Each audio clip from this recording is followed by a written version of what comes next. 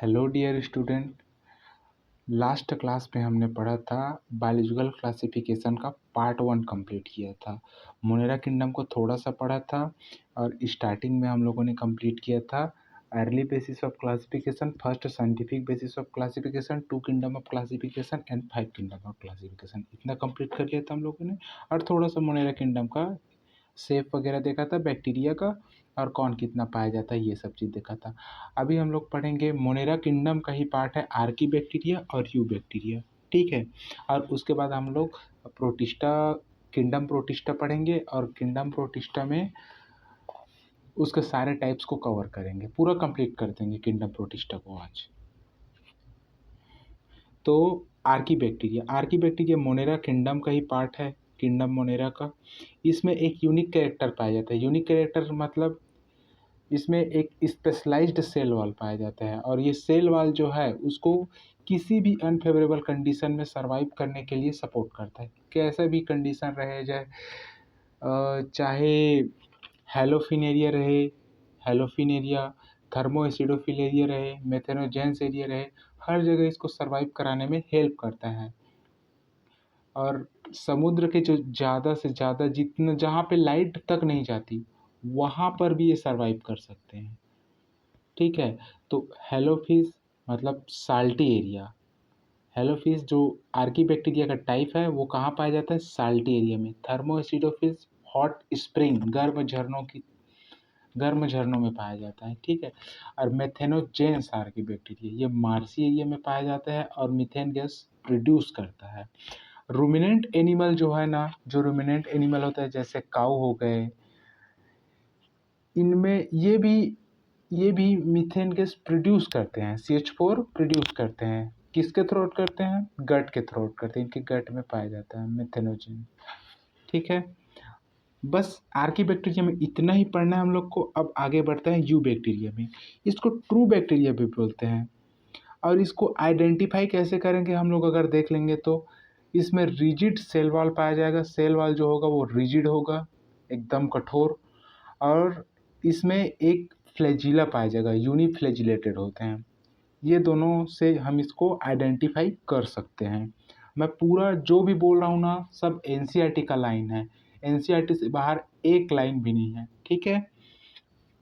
आगे you bacteria में हम लोग को पढ़ना है साइनोबैक्टीरिया। साइनोबैक्टीरिया को ब्लू ग्रीन एल्गी भी बोलते हैं, ठीक है। और ये पल्यूटेड वाटर में ना ब्लूम फॉर्म करते हैं। ब्लूम मतलब बहुत ज़्यादा फलते फूलते हैं, उसको ब्लूम बोलते हैं पल्यूटेड वाटर में ना। अब अब ये देखते हैं कि साइनोबैक्टीरिया कैसे दिखते हैं। ये यूनिसेलुलर भी हो सकते हैं, फिलामेंटस भी हो सकते हैं, फ्लैजिलेटेड भी हो सकते हैं, कोनेडिया लाइक भी हो सकते हैं, ठीक है। और ये मेराइन वाटर में भी पाए जा सकते हैं, नॉन मेराइन वाटर में भी पाए जा सकते हैं। और ये फिर टेरिस्टल में भी। इनका हैबिटाट 3 है, मेराइन, नॉन मेराइन और हैबिटा और टेरिस्टल, ठीक है। आगे है एनाबिना नॉस्टॉक, जो साइनोबैक्टीरिया का ही टाइप है, एनाबिना नॉस्टॉक। इसमें एक स्पेशल सेल वॉल पाया जाता है, मतलब एक स्पेशल सेल पाया जाता है, हेट्रोसिस्ट बोलते हैं उसको। वो क्या करता है, एटमॉस्फेयर के नाइट्रोजन को फिक्स कर देता है, एटमॉस्फेयर के नाइट्रोजन को फिक्स कर देता है। एनाबिना नॉस्टॉक जो बैक्टीरिया है ना, उसमें स्पेशलाइज्ड सेल पाया जाता है हेट्रोसिस्ट, जो एटमॉस्फेयर के नाइट्रोजन को फिक्स कर देता है, ठीक है। और इसमें एक पॉइंट और लिखा है कि केमियोसिंथेटिक बैक्टीरिया, केमियोसिंथेटिक ऑटोट्रॉपिक बैक्टीरिया, ठीक है।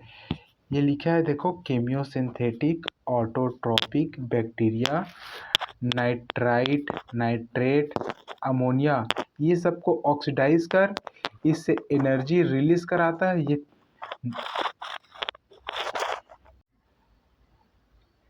केमोसिंथेटिक ऑटोट्रॉपिक बैक्टीरिया जो है, ये जो केमोसिंथेटिक ऑटोट्रॉपिक बैक्टीरिया जो है वो नाइट्रेट, अमोनिया, इन जैसे इनऑर्गेनिक सब्सटेंस को ऑक्सीडाइज कर इनसे एनर्जी प्रोड्यूस करता है और उस एनर्जी से ATP फॉर्मेशन करता है, ठीक है, इतना समझ में आ गया, इतना समझ में आ गया।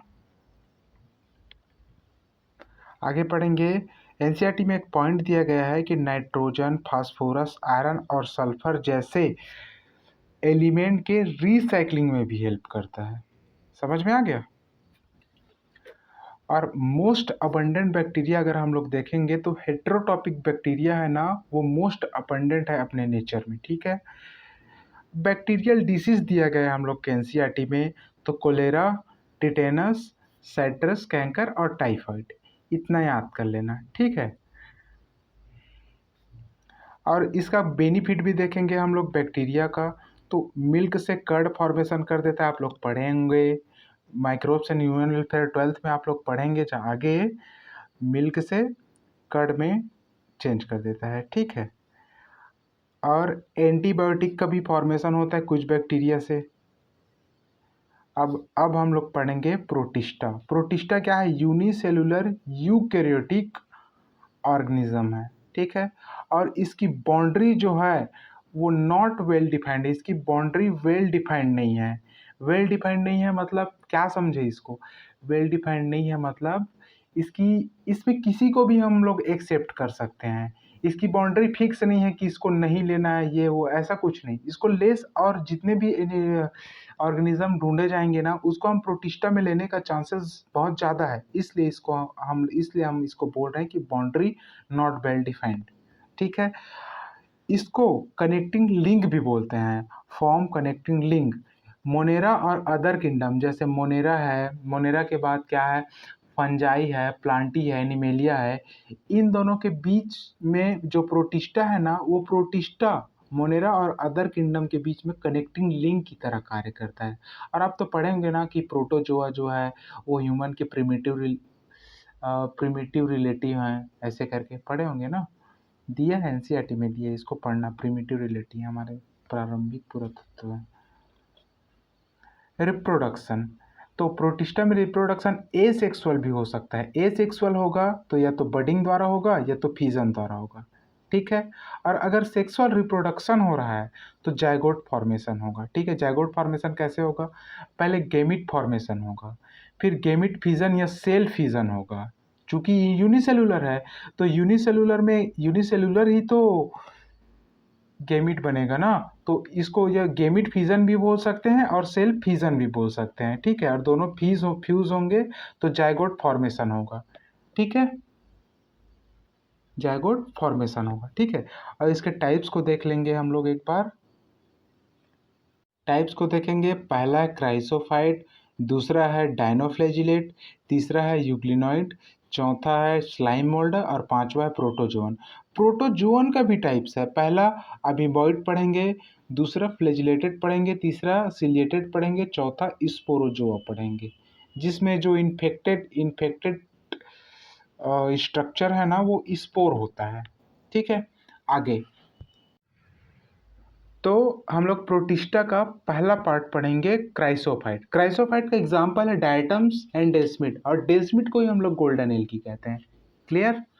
इसका हैबिटाट क्या है? हैबिटाट क्या है? ये फ्रेश वाटर में भी पाए जा सकते हैं और मेराइन वाटर में भी पाए जा सकते हैं। क्लियर? पेसिवली फ्लोट करते हैं, किसमें? इन वाटर करेंट में। ठीक है, तीसरा, most of the member photosynthetic होते हैं, इसके मोस्ट ऑफ मेंबर फोटोसिंथेटिक होते हैं।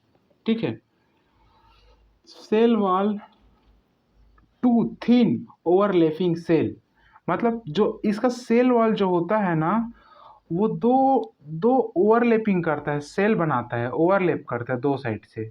ठीक है, जैसे सोप बॉक्स होता है ना वैसे।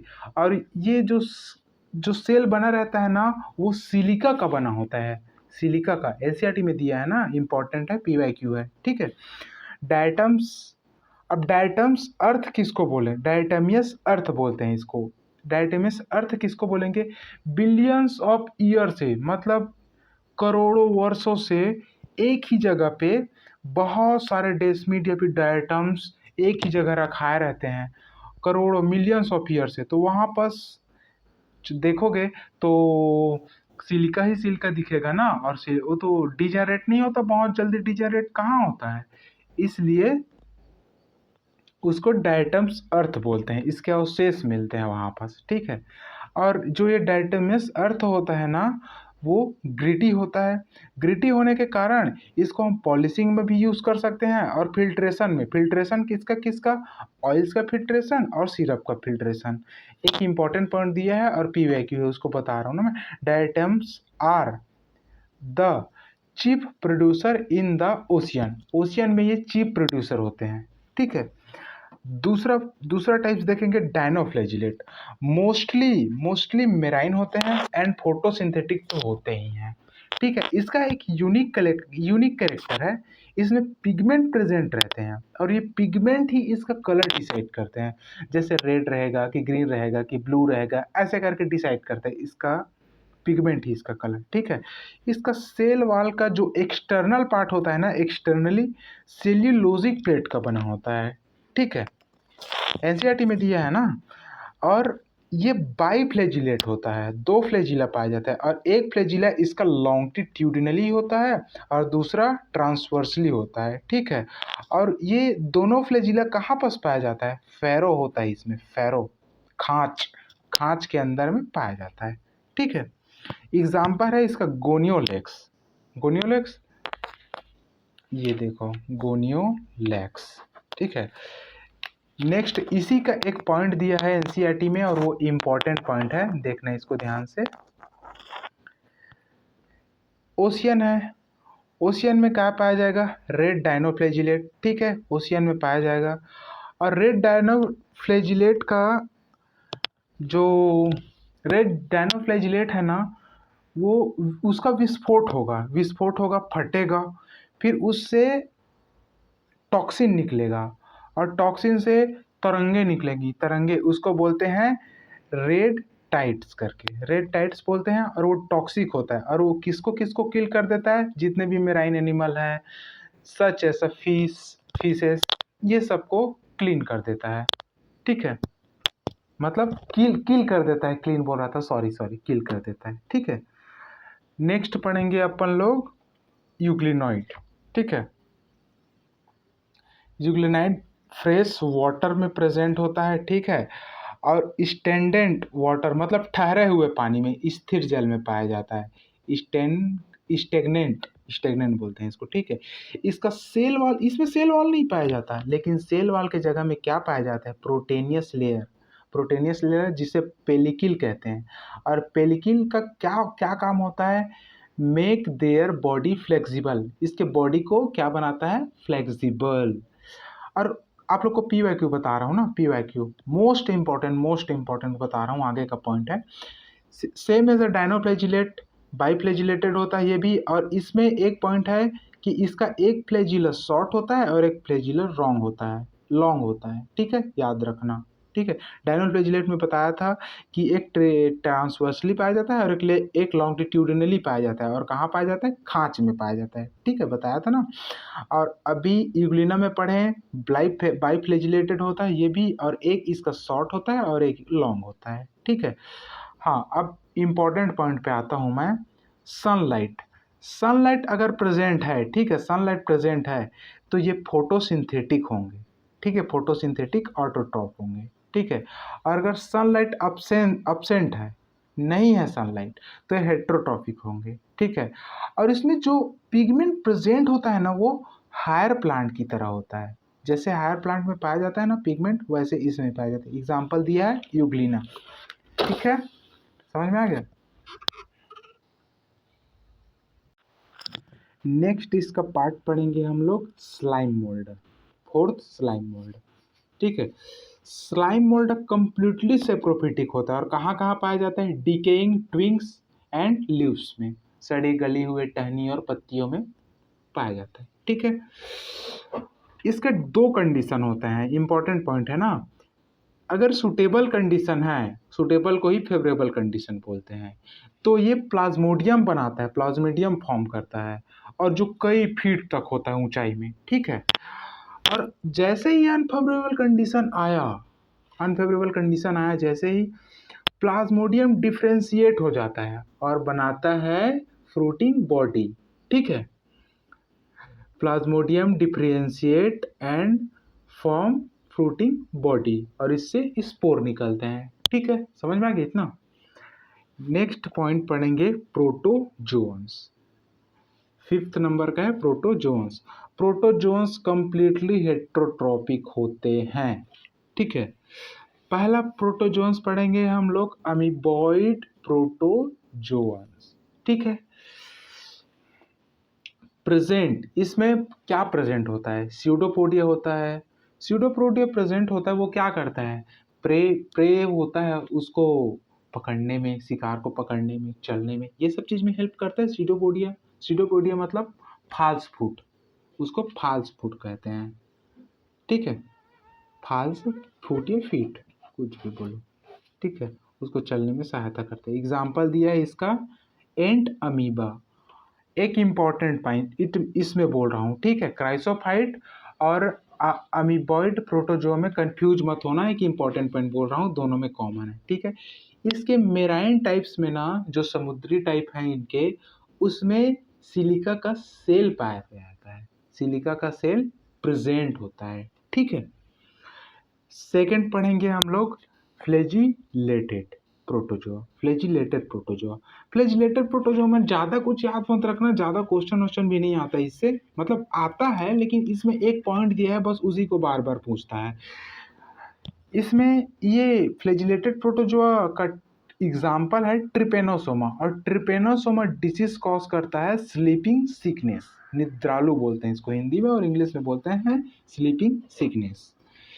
Now ciliated protozoa. Ciliated protozoa इसका एग्जाम्पल है पैरामीशियम। पैरामीशियम, और इसका एक यूनिक कैरेक्टर बताता हूँ मैं आपको, दिख नहीं रहा था क्या, सॉरी यार, ध्यान रखूंगा अब आगे से।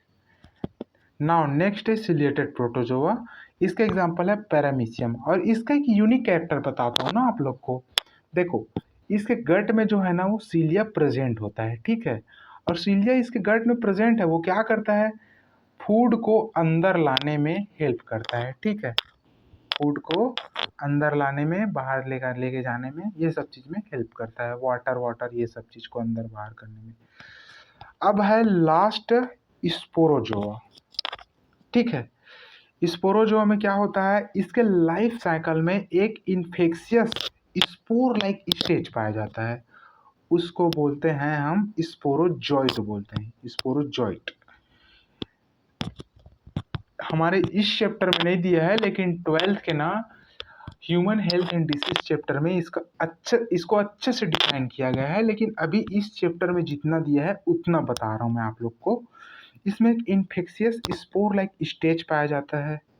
ठीक है, उसको बोलते हैं स्पोरोजॉइट बोलते हैं। ठीक है, मलेरिया पैरासाइट इसका एग्जाम्पल बता रहा हूँ। मलेरिया पैरासाइट जो प्लाज्मोडियम होता है ना, मलेरिया पैरासाइट जो प्लाज्मोडियम होता है, वो स्पोरोजोआ प्रोटोजोन्स का एग्जाम्पल है। और जो ह्यूमन के पॉपुलेशन में ना, ह्यूमन पॉपुलेशन को बहुत ज़्यादा इफेक्ट किया है, बहुत ज़्यादा ह्यूमन पॉपुलेशन को बहुत ज़्यादा इफेक्ट किया है। स्पोरोजोआ में क्या पाया जाता है, इन्फेक्शियस स्पोर लाइक स्टेज। ठीक है, ठीक है बेटा, ओके, थैंक यू। मिलते हैं नेक्स्ट वीडियो में, लाइक करना और सब्सक्राइब करना। बाय।